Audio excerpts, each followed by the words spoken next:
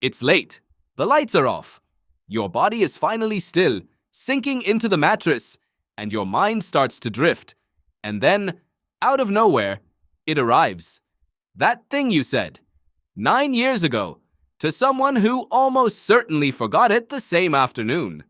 Your face gets warm in the dark. You physically cringe. Maybe you whisper no out loud to an empty room. You weren't thinking about it. You didn't summon it. It came for you, uninvited, at the worst possible hour. And tomorrow night, it might come back again. You probably think this is just your brain malfunctioning, a glitch, a cruel little habit with no purpose. But the real answer is far stranger.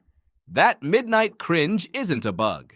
It's an ancient survival system doing exactly what it was built to do, firing in a world that no longer matches the one it was designed for. To understand it, you have to understand what your brain does the moment you stop doing anything. All day, your attention points outward.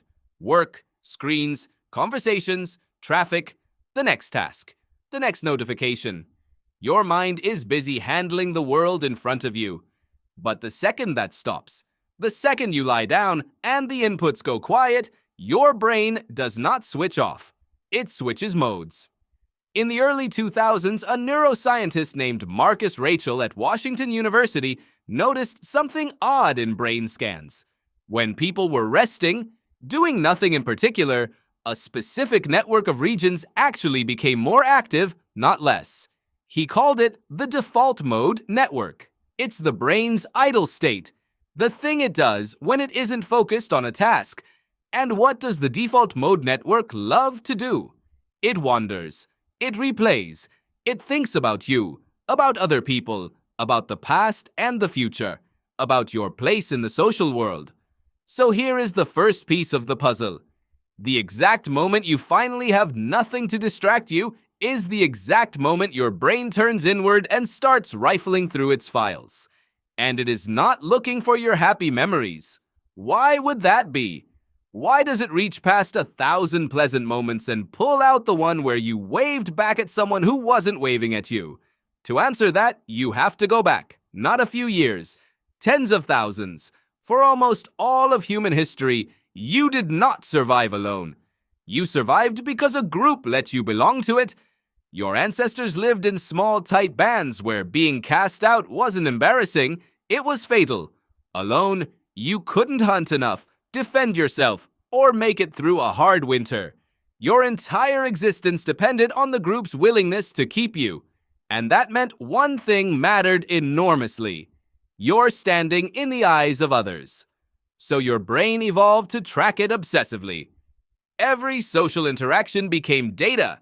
Did you say the wrong thing? Did you look foolish? Did you damage how the group sees you? Because in that world, a social misstep was not trivial. It was a threat to your place, and your place was your life. This is why social pain feels the way it does.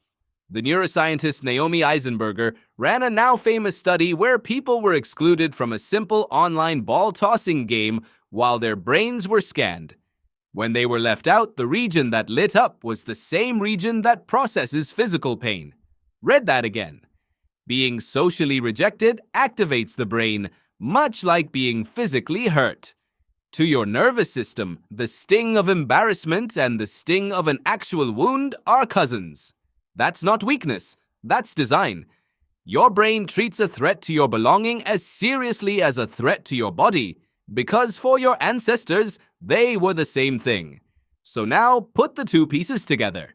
You have a brain that treats social mistakes as genuine dangers, and you have a nightly state, the default mode, where that brain goes looking for unresolved threats to review. What do you think it's going to surface? It surfaces the moments it never got to resolve. The cringe, the awkward silence, the joke that landed wrong.